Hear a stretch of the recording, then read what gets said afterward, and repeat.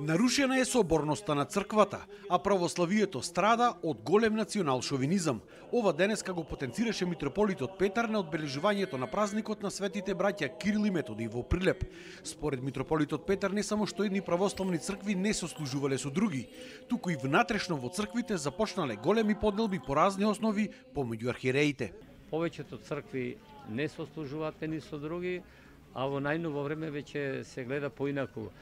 Веќе се служи или не се служи со одредени епископи и во самите цркви, бидејќи ако една црква донесла одлука дека другата не ја признава или не сака да сослужува со неа, треба православието во денешно време да се гледа според учењето на црквата, а не според симпатиите на некои народи, на некои цркви. Митрополитот Петар рече дека во овој момент папизмот од Западот се сакал на одреден начин да се ископира на истокот кај православните, што не било во ред.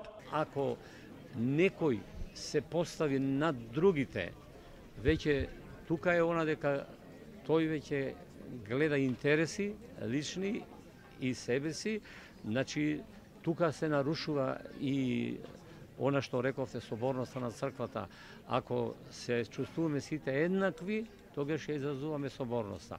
А ако не сме еднакви, тогаш нема соборност. Пред неколку денови пак архиепископот Стефан истакна дека трите предлози дадени од ФАНР за добивање на томос за МПЦ не биле прифатливи за нашата црква.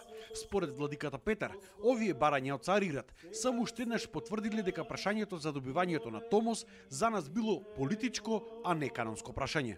Ете, сега веќе доаѓа до израз тоа дека нашето прашање за црквата не било црковно, туку било политичко и ден денес се потврдува, бидејќи од нас не се бара и не се кажува и не се тврди дека имаме било какви проблеми со каноничноста на црквата или со верата, со учењето, туку исклучиво од нас се бара да се откажеме од нашиот идентитет.